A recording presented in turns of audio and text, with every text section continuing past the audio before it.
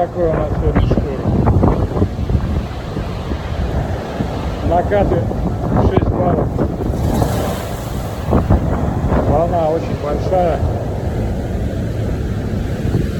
На полном видео, которое я записал, там на 3 с лишним минуты, будет хорошо видно.